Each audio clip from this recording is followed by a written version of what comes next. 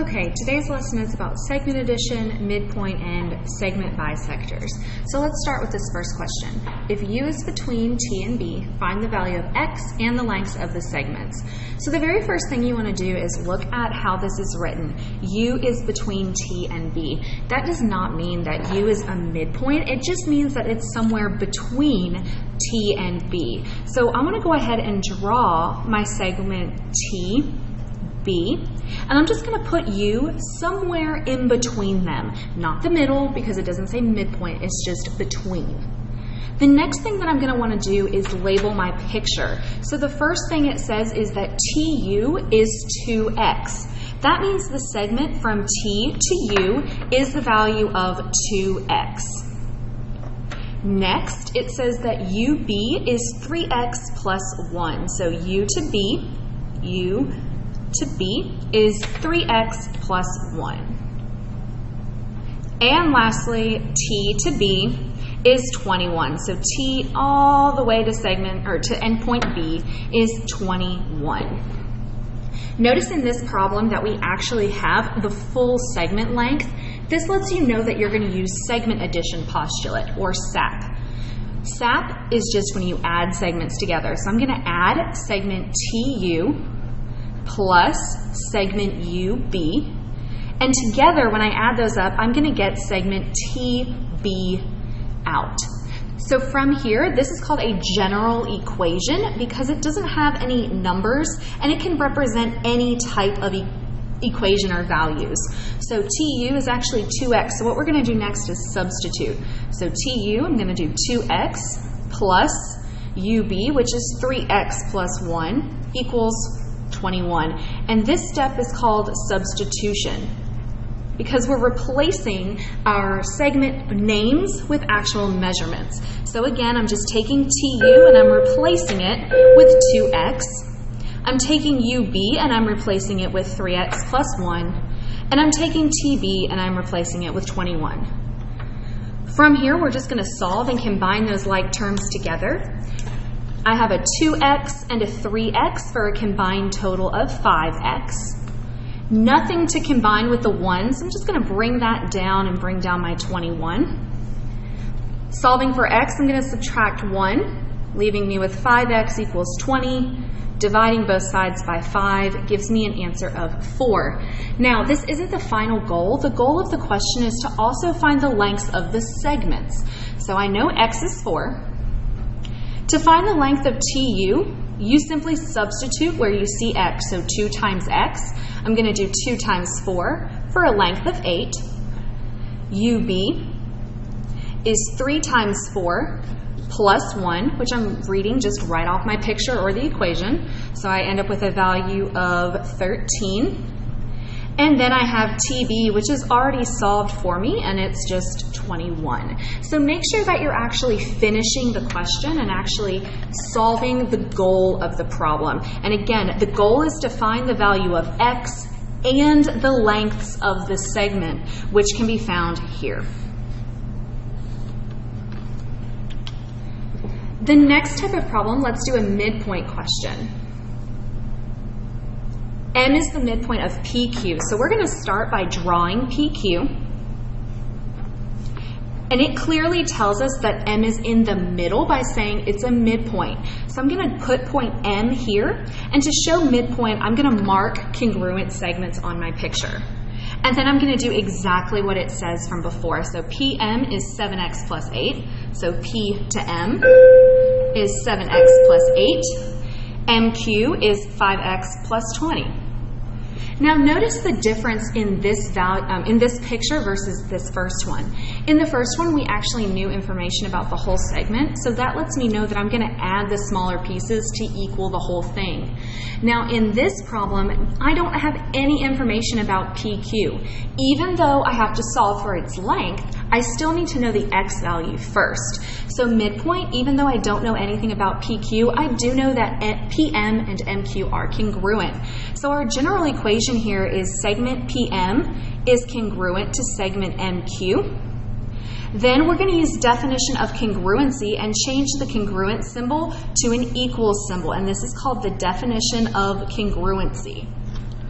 Then I'm going to use substitution and replace. So PM is 7x plus 8. MQ is 5x plus 20. And again, this is just substitution. And then I'm just going to solve. So I'm going to move my 5x through subtraction. 2x plus 8 equals 20. I'm going to move my 8 through subtraction, and I get 2x equals 12. Dividing both sides by 2, I get an x value of 6. Now remember, our goal here is to solve for the length of PQ. This doesn't mean that I want an equation, I just actually want a number, a measurable distance. So all I'm going to do here is I'm going to take this 6 and I'm going to plug it into both sides. So this becomes 7 times 6 plus 8, which gives me a value of 50. And then I have 5 times 6 plus 20, which gives me a value of 50. If I want to solve for PQ, I'm going to just add 50 plus 50 to get 100. So PQ is 100. Okay. Let's try another midpoint question. So B is the midpoint of AC. So I'm going to draw my segment AC. Put point B in the middle and mark it with congruent bars because it says midpoint. And then I'm going to fill in my information. AB is 2x minus 1, so A to B, 2x minus 1. A to C is 3x plus 2. A all the way to C is 3x plus 2. Now this is where drawing a picture is really going to help you. Notice here, if I didn't draw a picture, my brain would see the word midpoint, see two segments, and just think, oh, I need to set them equal. In this case, though, by drawing a picture, we can clearly see that AB is actually half of AC. So what this means is, if these two values have to be the same, that means BC is also 2x minus 1. So you actually have to double the half piece. And now we're going to go up and use our segment addition. AB plus BC equals AC, because in this problem we actually had only half of the piece, so you have to double it.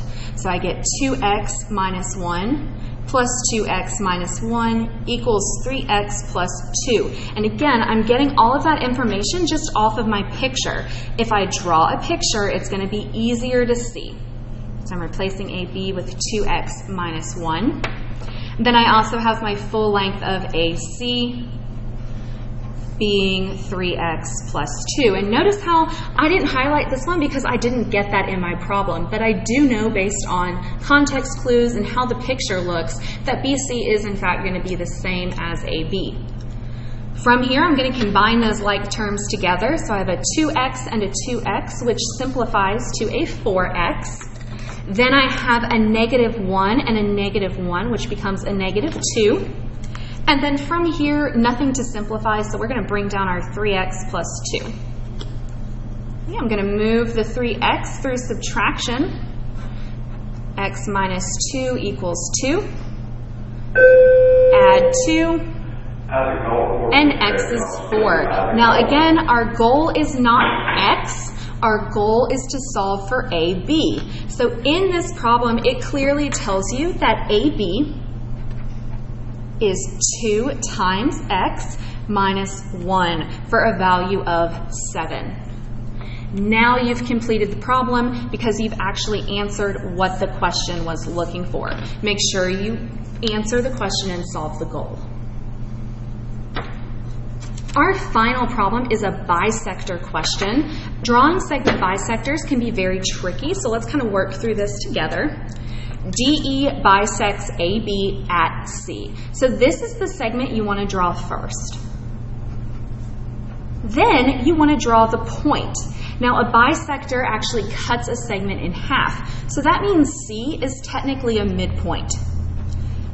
DE is the one doing the bisecting, and this is actually a segment, DE. Now that we've drawn our picture, we can go ahead and fill in our information. So AC is 8x minus 3, and CB is 4x plus 57. Notice how this problem, unlike the one above it, does not have any information about AB or the full segment, so that lets you know you just set these two congruent. So what I'm going to do, I've got segment AC is congruent to segment CB. Using definition of congruency, I can change this to an equal sign. Then using substitution, I am replacing my letters. I'm replacing my letters using substitution. So I'm going to subtract 4x to both sides. I get 4x minus 3 equals 57. I'm going to add 3. 4x equals 60. I'm going to divide both sides. I'm running out of room. And I get x to be 15. Now remember, our goal of this problem is to solve for the length of AC, and we're going to use this to help us finish the question. So AC's value is 8x.